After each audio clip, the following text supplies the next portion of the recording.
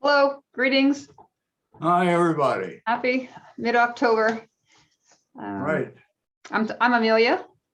I'm Tom. All right, and we have a story for you. Continuing in the Gospel of Mark, chapter 10. Story about James and John coming to Jesus with a special request. Take it away, Right. Tom.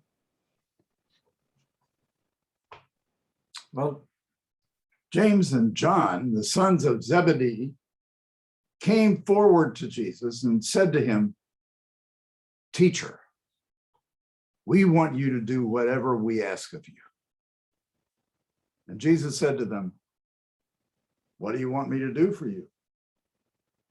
And they said, "Grant us to sit, one at your right hand and one at your left, in your glory." And Jesus said, "Oh, you don't know what you are asking.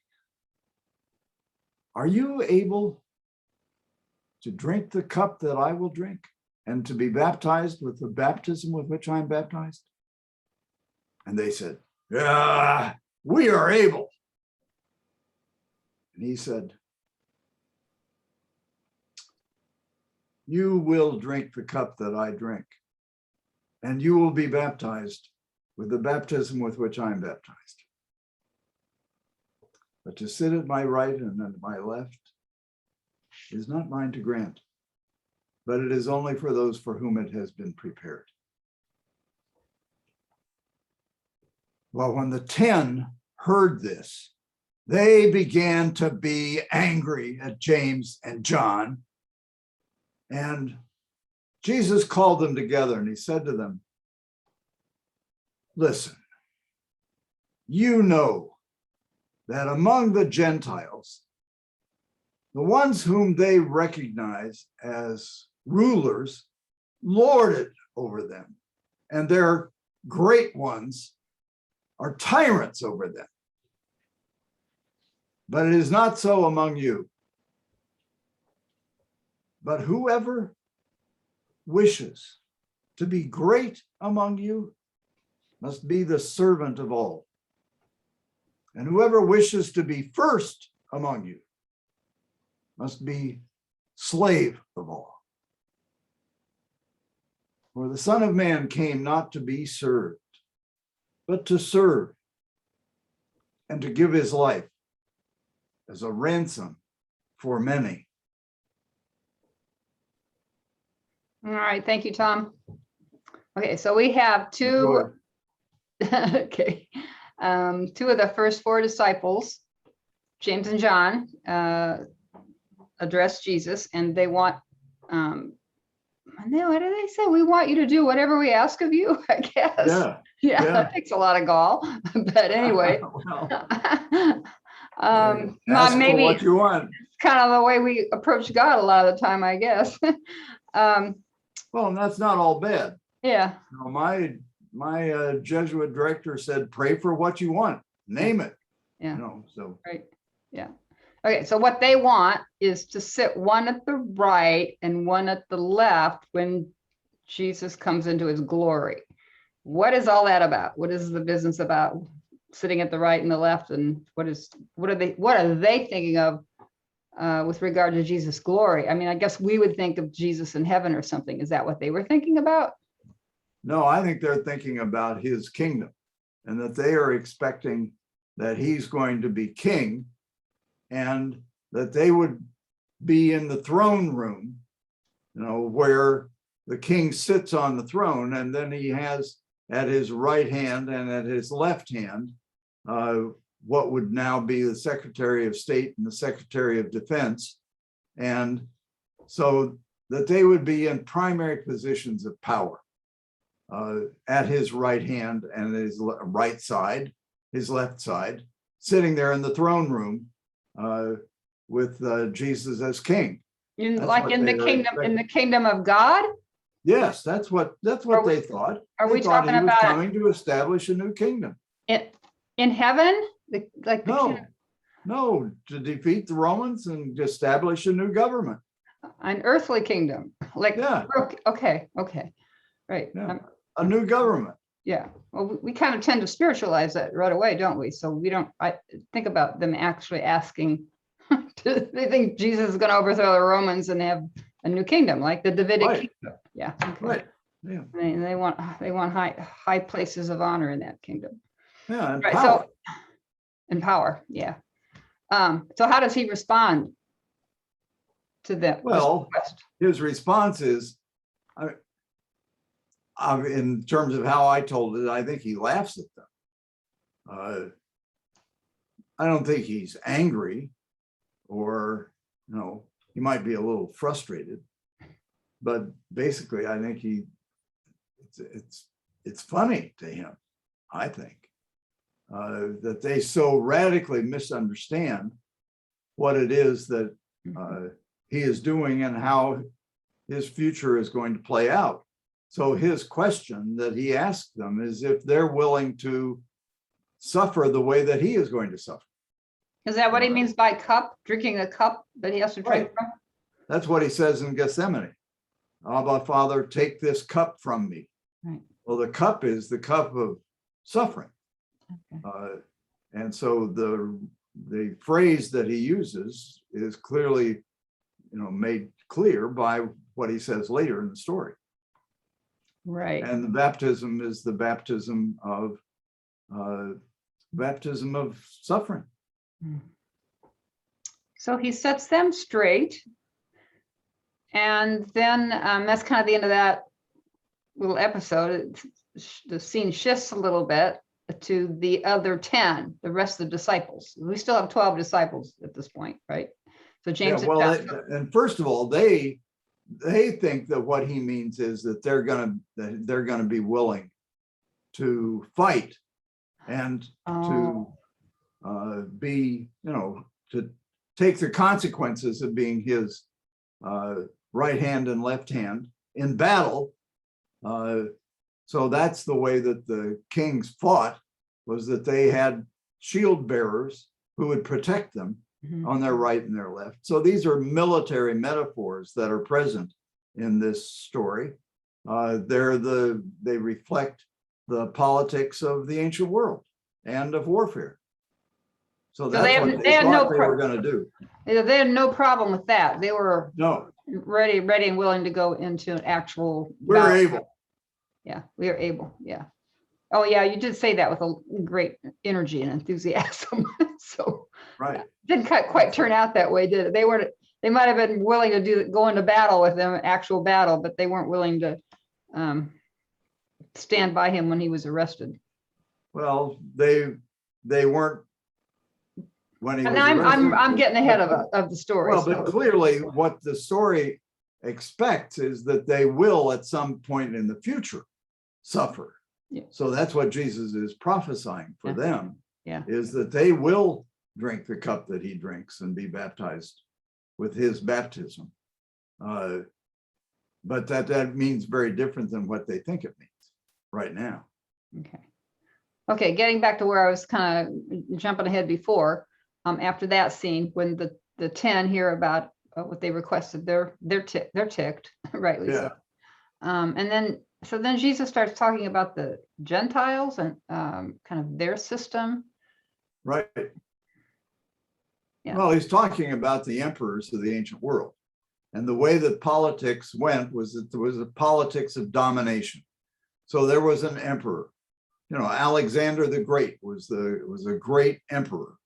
And so he was regarded as, and was named, great because he conquered everybody.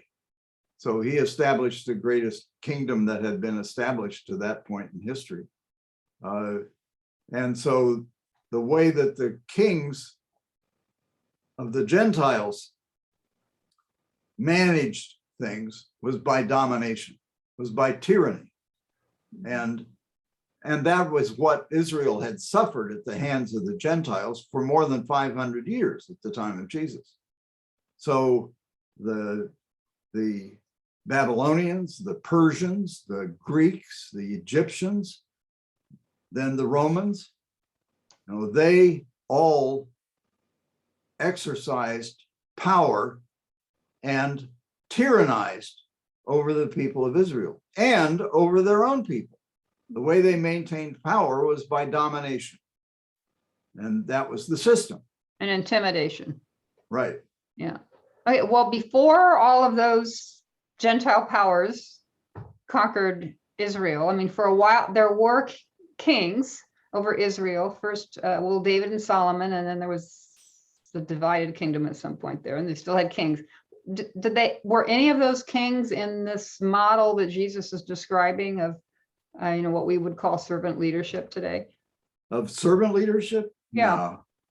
No. Maybe David was kind of, at some point, glorified, respected as one who served, but not really. They were all kings who exercised power by domination and by being the generals of the army. And so they exercised power by tyranny, by the power of military force. Okay. So Jesus ends his this little discussion or teaching that he's giving his disciples by saying, "The Son of Man came not to be served, but to serve." I think he says, Yes. and to give his life as a ransom for many. Now, when I think of ransom, the word that comes to my mind is kidnapped, and that you have to pay a ransom to the kidnapper to get your child back, or who has been kidnapped. Is that the sense of the meaning here? And if so, who's paying the ransom, or how's that work? How's this metaphor work in Jesus' teaching here? Well, the way in which it has been interpreted in the history of theology, one of the major ways in which this saying has been interpreted is that Jesus is paying the ransom to God for human sin, and that Jesus paid the price for human sinfulness, and that he paid the price to God. There is nothing in this teaching or anywhere in the New Testament that reflects that ransoms are paid to God in suffering, and that God required ransoms, and that he was like a kidnapper who would capture people and then demand a ransom for their release. The only way in which that makes sense in the context of the political metaphors and the theological metaphors that are in the background of this story is that the ransom was paid to the devil, and that the ransom was suffering, and that Jesus suffered for many. And that itself is very interesting, because at the Last Supper, he says over the cup, "This is my blood of the covenant, poured out for many." Well, who are many? Well, the many are the peoples of the world. They are Israel's enemies as well as the people of Israel. It's the people of Israel and the many. That is the hoi polloi, the Gentiles. The hoi polloi? Yeah. That's a great phrase. The people, the masses. So it's not just Israel. It's not just Israelites who he's paying, who he's suffering for. He's suffering for the sake of many. But it's a really striking statement, and the metaphor that is implicit in it is that that he's not the one who is going to be the victor, the one to be served by those who he conquers, but rather that he will serve many, and that's how he will come to power. And it's also how it will be that those who wish to be first would be as servant leaders. You mentioned the word politics a little while ago. Here, I'm going to put this in the gallery. Do you want to say anything more about Jesus's politics? I think there's actually a book called Jesus's Politics. I'm going to have to look that one up. Yeah. Well, yes. Aubrey Hendricks has written a book called The Politics of Jesus. Mhm. And what he outlines in that book is that Jesus' politics are in radical contrast to the politics of the domination system, of the politics of power. That Jesus exercises power by service and by doing good for both the people of his own nation and those on the other side, for the Gentiles. So there are a whole series of stories about Jesus doing good for the Syrophoenician woman, the man who is deaf and dumb, rather mute, feeding 4,000 on the other side in the region of the Decapolis. So Jesus, demoniac. yep. Another one. So Jesus is his politics is a politics of service and of the extension of love to others, including those who are oppressing him, his people. So it's a radically different political model. Yeah. Yeah, we've got, makes me think we've got elections coming up in a few weeks here. So you might want to be thinking about, who is it that seems to represent servant leadership rather than just out there for the glory, the power, and the money, if that's part of what a politician Big part of is. it. Yeah, yeah. All right. Okay, well, everybody have a really good week and enjoy this story. Yep. Okay. Go for it.